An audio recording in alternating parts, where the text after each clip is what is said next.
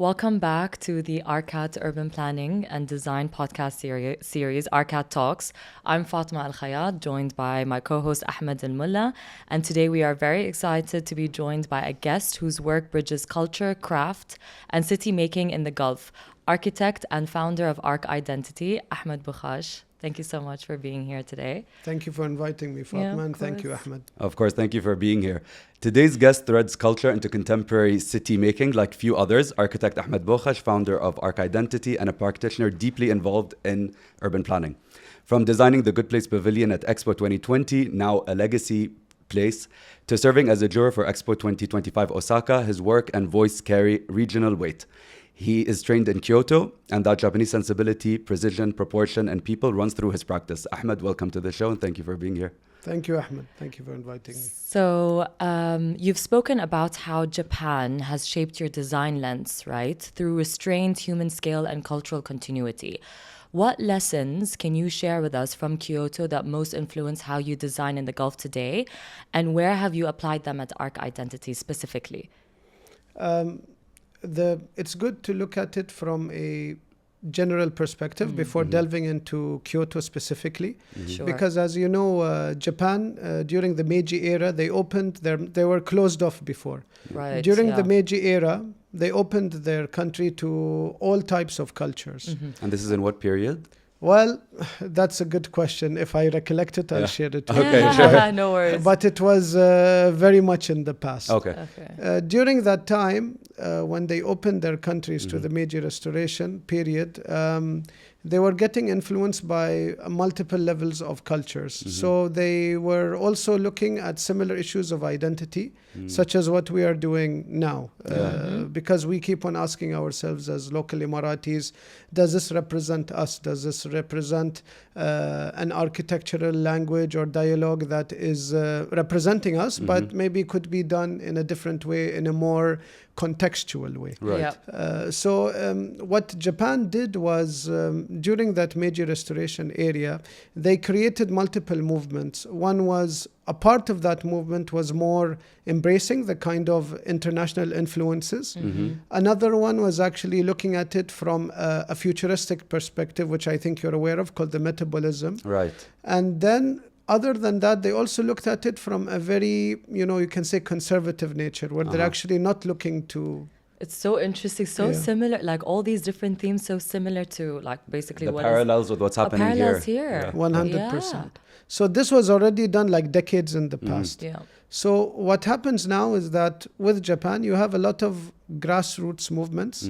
Each architect, each planner is trying to reinterpret that. And what I did was my master thesis in Kyoto was specifically about the works of Kenzo Tange. Okay. Kenzo Tange's works spanned from, I would say, the end of the 50s, early 60s, and throughout. I think it stopped As an around. architect? Yes. Kenzo Tange is actually one of the most prominent modernists. This is all before, of course, Tadao Ando and King of Kumano, the popular architects that we hear about now. So his student, actually, Kazuyuki Matsushita, he designed, as part of a collaboration, a Japanese collaboration, they designed the Dubai Municipality Building headquarters. Oh, wow. The original one on... Yes, the original one.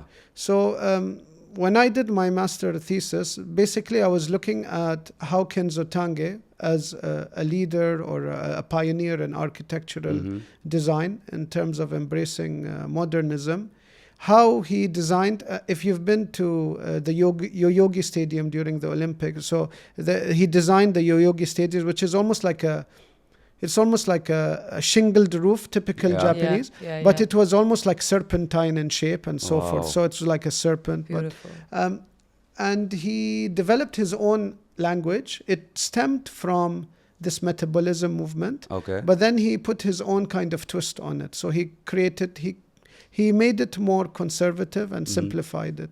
So that kind of bridging between languages is something that piqued my interest, because when I was trying to write the thesis, the actual aim of the thesis was to publish his unfinished works in the Middle East. How cool. That's super cool. Yeah, so I mean, he had projects in Bahrain and Qatar and Kuwait, Saudi Arabia yeah. and Kuwait, and some built, some unbuilt. But it's very important for me, the way I studied it was to see how the influences from his background influenced his interpretation of Middle Eastern culture. Right. And the culmination of that master thesis was a kind of a language that I tried to introduce, which again I embodied into ARK Identity, which is my Wow. own personal. Wow. So that was the thread that led you to Yeah. ARK Identity with that Exactly. Full thesis. circle. So That's it's amazing. kind of like exactly Yeah. a full Yeah. circle. Full circle, Yeah. yeah. So, Ahmed, I think we touched upon this in the beginning, but you were the only Emirati architect to design a pavilion at Expo 2020. And the inspiration was drawing from the Bedouin tent, as I believe. And of course, now it's a legacy structure. How did you translate or interpret memory into built form? And what does legacy mean for event architecture in Dubai? So for that particular project, for the Expo Live project, which is now actually the Expo Museum, we were trying to embrace that moment of time when the late founding fathers, Sheikh Zayed and Sheikh Rashid, may God rest their souls, they met in Seyh Shuaib, which was a barren desert land located between the Emirate of Dubai and Abu Dhabi. Right. And the unique thing about that was we felt sometimes there's always these hidden connections. So there were like two tents. One tent was kind of supporting the main tent where they sat together. And that main tent, nobody was there except themselves. And people were serving them qahwa as they were discussing the foundation of the UAE. And this was right before the precursor. This was, I believe, in 1969. Okay. Right before the precursors of the foundation of the UAE. And the story was beautiful because it was a simple tent, very stereotypical in terms of shape, Bedouin tent. But it was oriented towards the northwest, which, as you know, is a great wind. You know, the wind always comes in from the north and exits from the southeast. So it was capturing that northerly wind.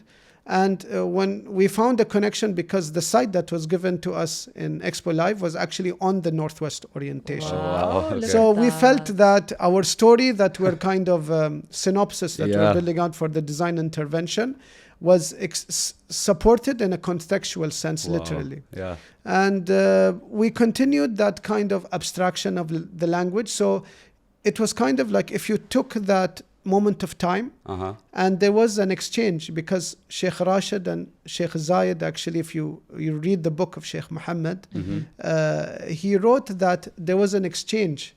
So they actually said, no, you take rulership over the UAE, and they exchanged it almost 7 times until Sheikh Zayed finally conceded. Interesting story. Yeah. So we felt that was representative of us as UAE, as Emiratis, our culture. Right. We, you know, if you have this context in any other part in the world, I don't think it would have turned out as it did. No, So we were blessed to have this kind of, to be surrounded by such compassionate leadership. Absolutely. So we wanted to embrace that and that frozen moment of time. But that's the thing that really intrigued our interest. So not only are you freezing that moment of time, but you're also showing your culture to a global audience. 100%. And what we represent and what our values are, yes. Exactly. And that was the power of Expo. That was the power of Expo, and that was the bridge that Japanese architecture had done. So it was they termed it as glocal architecture, and that was something that I learned through my research. I interviewed the people that were working in the firm of Kenzo Tange, and they always mentioned this term, that they were always looking for glocal. Glocal meaning local perspective, but to a global audience. Wow. So that kind of bridge, I felt, was something untapped.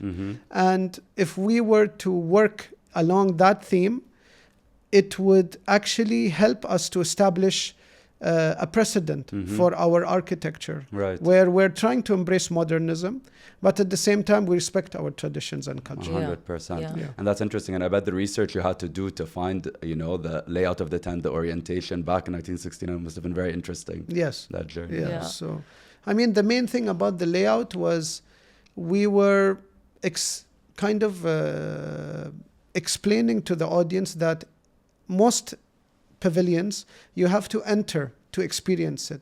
But our tent actually had exhibitions as part of while you're waiting in line, there's a colonnade.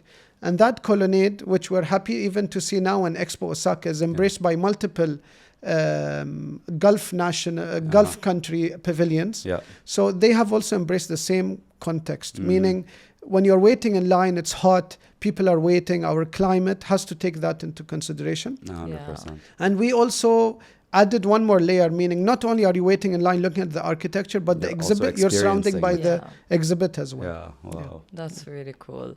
So actually, funnily enough, the whole glocal term I actually came across the first time because in Disney Shanghai, and interesting enough, because we're talking about Japan, but Disney Shanghai also applied, they applied the same theory, which is glocalization, which is integrating culture in the actual master plan of the resort. So interesting. Yeah, very. So we're going to shift gears a little bit. In Dubai, we know that daily public transport usage recently crossed approximately 1.9 to 2 meters. And buses cover 88% of urban areas. Yet the felt experiences hinges on shade, seating, sound, and micro detail. Things we were just talking about. What are your top 3 people-centric moves when reviewing plans?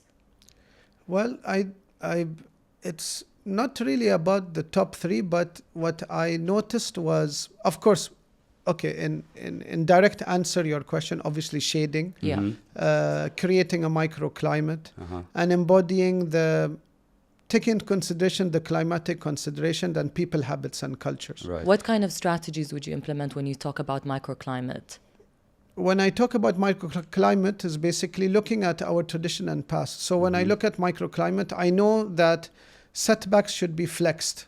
Setbacks should be really narrowed down.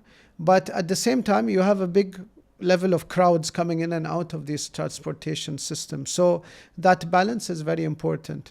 Traditionally, as you know, our cities or clusters were organic in shape. Exactly. If you embrace it 100%, people may get lost because, it's like a maze. There's no structure, So, and it's funny because when I go to Old Dubai, Dubai, I do get lost in between. It takes you a minute to get around. So there is no perfect answer. The only real answer is called meticulous design processes, which we all do, but we address it from a people perspective rather from a subdivision or massing or so forth.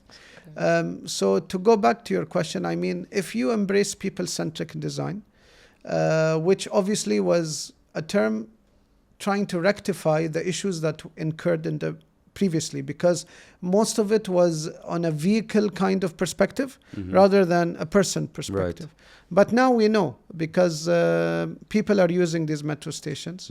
And if you go to any other country in the world, their climate is much more, let's say, hospitable than ours. Right. So not only do we have to study that as a benchmark, but also we also need to enhance it. Absolutely. Yes. So I mean, going back to the question of what is a microclimate, I mean, there is maybe wind towers at one time. Yes, we were using it to cool our bedrooms or our housing.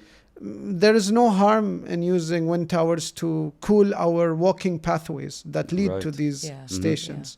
When we talk about the Falaj, the Falaj itself, yes, it's we have, alhamdulillah, running water. We don't really need it in our, urbanized cities and in the center of it. But when you add that element of connecting people, air conditioning is not going to be the ideal way, because it's it's an energy source that is immensely being depleted in an open environment. So you're forced to adapt these kind of, I would say, systems that we had traditionally in the past. Exactly, But you need to have a component added to it where technology could now be used to enhance it to our contemporary lives. That's really interesting. And I think on the same note of this question, I think being a professional engaged in urban planning in the UAE, how would you translate these, I would say, policy aspects into code? So how would we translate those things like microclimate shade into actual reality built on the ground? In terms of the design process, also it is honestly a balancing act. I myself have been involved with the government to develop the urban planning policies.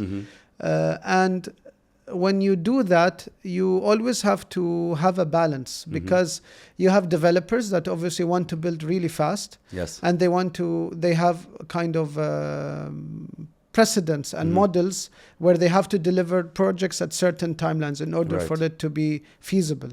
Yeah.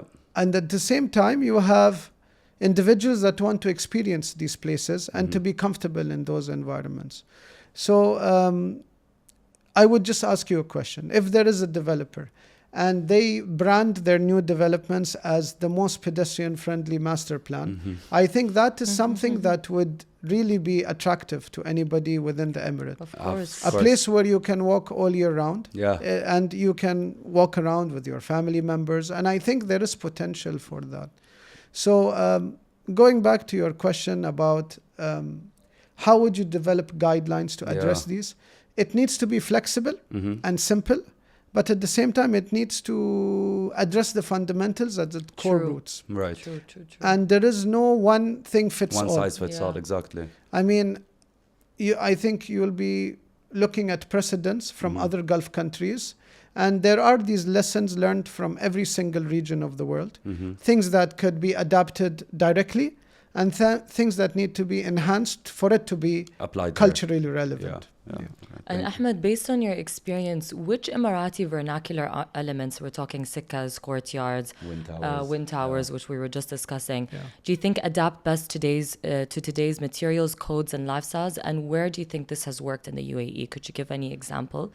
Well, what we did was, the first project we designed was the housing typology. We got awarded the AD Best Residential Design in 2020.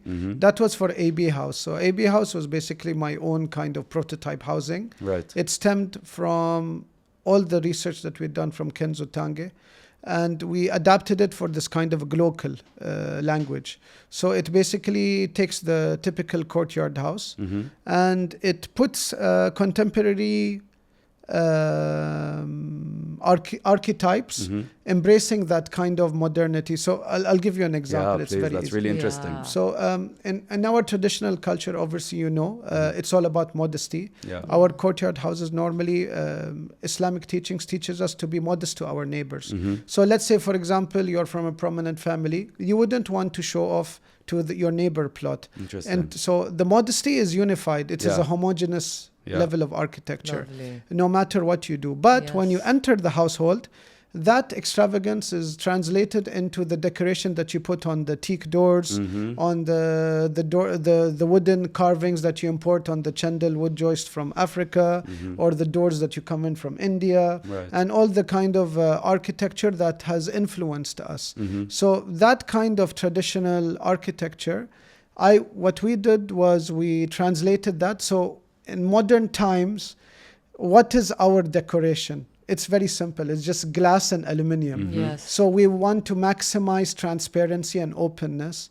And I always give this fundamental example, which is the balcony. In nearly 90% of projects developed, people always have balconies overlooking outside. But the amount of people actually using them close to nil. is close to nil. And it's mostly used as a decorative element, but it shouldn't be that way. So what we did with AB House is that we flipped the balcony inwards. Oh, lovely. As soon as you flip it inwards, it will be used more. Is it like a winter garden? It is a winter garden, and it's on the higher level. Another thing that we learned was, traditionally, whenever you had a plot of land, you would create a family household, but that family household would not be developed all at the same time due to challenges in terms of finance and so forth. So what they did was they marked the outer perimeter. So they used to build parts of the original requirements, and little by little they would weave them together. Wow. And that's what we did was we kind of looked at a bridge connection. So basically between the household and the studio, where you need to relax a bit, you need to disconnect with the family. So there is actually spaces that are part of the household, but they're open to air. So they don't need to be air conditioned. Wow, okay. That's one thing. Yeah. The other thing is, for example, on a daily basis, we all like to work out. So even exercising doesn't need that you have to create a gym in a basement. You can actually walk out of your house and then re-enter it through an open courtyard and so Interesting. forth. Wow, okay. That's really cool. Another thing is something that we noticed actually from the Dubai municipality headquarters when we did the in-depth research. If you notice, if you ever have time to pass by there, to focus that there is a column that's off-center, right at the corner of that. Interesting. So we wondered, why is that column off-center? Everything is so rigid, you have a grid, but the column is off-center. And we actually, when we did the research, we noticed that the prayer room in the municipality building, it's actually, that column is aligned to the Qibla direction. Oh, wow. Yeah, it was not proven. And when we interviewed the people who are working in the Kenzo Tange office, they did not mention anything about it. But the degree is very clear. Right. It's pointing exactly 258 degrees from north. So that teaching as well taught us, why don't we have part of our houses oriented towards the Qibla? Yeah. So That's yes, beautiful actually. yeah. So what it does is, not only it grounds the building in a contextual sense, but you also have a new order, means more of a sacred connection. True. So the Exactly. Qibla. So not only are you looking at it from contextually Emirati perspective, but also from the overall Islamic Of course. unified civilization. Yeah. That's really, really interesting. I love that. So I think just leaning on this concept of learning from the past, Ahmed, if you could rewrite one common Gulf planning habit, and we mentioned things like deep setback, single-use blocks, or these over-scaled arterials, to unlock livability quickly, what would you change first? I would change the notion that it needs to be studied, because what I would propose is to seek a prototype, to find out the fundamentals, to pitch it to stakeholders, and to take actually a region where you're testing that principle out.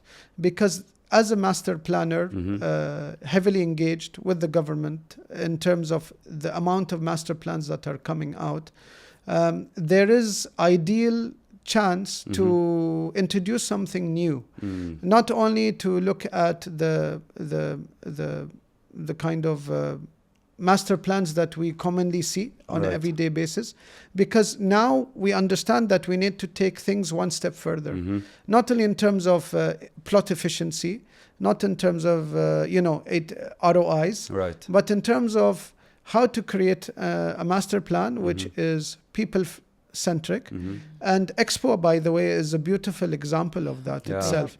Dubai Expo, what we have achieved, it was, I compare it to the most people-friendly master plan in the Emirate. So when you walk there, you sense it. Of course. You sense it. It's very much human scale. Human scale, pedestrianized. And even the branches, the original plan of these kind of tight-knit branches, because they were it was almost like a tripod shape. So you had three branches. Each one had its own theme. So when you walk in between those, the designs of the buildings are actually pretty simple. They're cubic in shape. But there are very nicely well-designed urban design features where you have little water features. You have people sitting on the benches. The landscape as well. Exactly. And you have flora and fauna. And you have things which are locally grown. You don't need to bring that from the outside. So that kind of, I would say, almost like pixelated, simplified view of what is going to be the future of urban planning in Dubai, I think it's already been resolved in certain sense. Even if you go to DIFC, for example, do you know that the original concept was the actual plaza level of the DIFC with these narrow setbacks where you have all these restaurants and so forth? That actually stemmed from traditional architecture when you actually listen to the architect. And to put it on a plateau just increases the natural winds that come. Like Masdar City did, Exactly. And Masdar City, I had the privilege of I heard so much about it, and I only had recently the chance to go there, and it was beautiful. I mean, you literally have this process of separating yourself from your car. You take these multimodal transport methods and you come up to certainly in the middle of a courtyard, which I think is a beautiful experience. So I love that. So I think also in Dubai, like you said, because we have a lot of projects and we're very keen on keeping up with this fast pace of development, we have this chance to test these prototypes like in Expo, like in Masdar City, until we find something that can work and be scalable and be applied to the rest of the city. To be honest, there is no way that you can study it. It has to be done, implemented, of course, exactly. and experienced. Yes, and learn from it. It could be done something as simple as just one street. Exactly. We always talk about this street enhancement. Even if you know now the new project that they had done, I believe next to the trade center, there is this little street with restaurants opening up, and the landscaping there is actually very reminiscent to when you actually work out the infrastructure very well, you allow for flora and fauna, and you study the natural shading caused by the buildings. Not that you have to create a big cantilevered shading structure. Yes. Just the placement of the building. It resolves 90% of the issues. Exactly. And limits the amount of money you have to spend on shading infrastructure by just orienting the buildings in a way that makes sense. Exactly. So Ahmed, just to touch on transportation, right? So with Dubai's metro 99% punctuality, we've got approximately 755,000 daily riders in 2024 and 702 million total public transportation trips in 2023. What does authentic TOD or transit-oriented development look like here? And which last mile and shading standards should be non-negotiable within 400 to 800 meter stations? Well, obviously these nodes, it's actually a much more larger intervention that is required. So the TOD kind of system which you mentioned, it's almost like you want to create a Barcelona super block around these metro stations.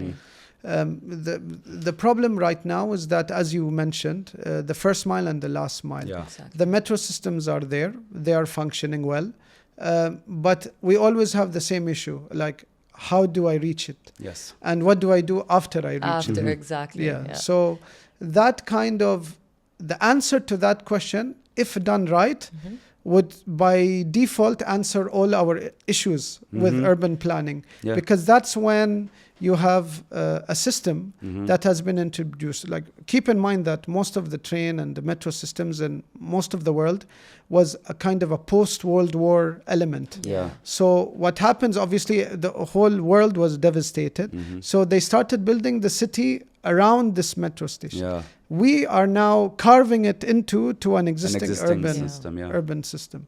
So all these nodes that are connecting into have to be upgraded, whether it is in terms of requirements, urban planning strategies, urban design principles, affordable housing interventions. So a lot of these things would resolve a lot of these issues. And look, even if you take Japan, for example, the city of Tokyo is equivalent to the entire population of the UAE. So imagine you took the whole population of the UAE and you put it into one emirate. In order to make it function efficiently, there has to be a fully developed system of open spaces, urban spaces, urban densification strategies, high-rise developments. You should allow for a lot of principles that cannot be summarized in one conversation. 100%, But there is this language that most Far Eastern countries or countries which are fully matured in terms of high density areas, they have already resolved it in their own ways. So as you know, the ground level is totally congested by cars. So the urban realm is actually raised to levels much higher above vertical living, exactly. Exactly. So to create this kind of atmosphere, they call it sky gardens. And they have pedways that are interconnected between metro systems, where people actually don't even need to go to the ground level. They're all walking around in these kind of suspended bridges and parks. And so I mean, some people actually spend the whole day walking in some countries. They never actually go down. They don't need to go down. Imagine. Elevate. But that's why they call it vertical living. It's really, it's a very interesting concept. Really. And maybe just to wrap up, we want to touch about things that are happening locally and seeing, I mean, we've gone a long way in terms of development, in terms of advancing and the type of typologies that can become more sustainable in the UAE. So if we were to take local practices, Ahmed, whether they're projects or policies that you believe should become benchmarks, what are lessons learned from this region that you feel have got like density, climate comfort, culture right? Yeah. It's a lot. I think we have to really open our eyes to the greater Gulf continent. Okay. So I think there are very strong lessons learned from Saudi Arabia.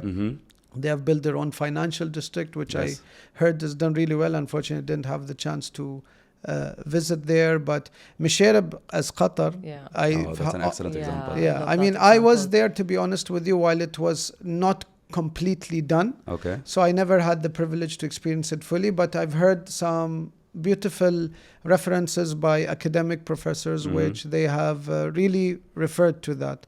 And you have great urban planning practices that are now opening up in Dubai. They come from strong backgrounds in terms of the Scandinavian area of the world. So they have great practices over there that we can learn from. So, I mean, we just have to know which doors to knock. Right. Once we know which doors to knock, then we know what lessons that can be, what access they provide us. And there's many, to be honest with you. And you just need somebody who's genuine and is willing to dive into the culture, to study it, and to propose something very fast. And at the same time, that can be executed without significant cost. And so forth. So, I mean, to answer your question again, it's not an easy answer that you can say yes or no. But in the greater continent, I think we have great lessons to learn and how we can adapt them to our climate. And I think us specifically within the UAE, we have great potential to create prototypes not only for ourselves but also to the greater Gulf continent. 100%. And I love the Misherab example. I love it. Such I a love cool it. one. I haven't visited that project yet, but I've read so much about it. There's so many things that we can learn from 100%. Even the way it looks, it doesn't feel like it's, you know, this metal, glass, aluminum glazing type of complements the context. It complements the the context, and it feels like it's proper, like geolocated to the region. Ahmed, thank you so much. It really felt like a master class in designing culture with climate. Really so thank you so much thank you for being here. And if you enjoyed this episode, please follow us at arkat.ae on Spotify and on YouTube. Until next time, thank you for tuning in.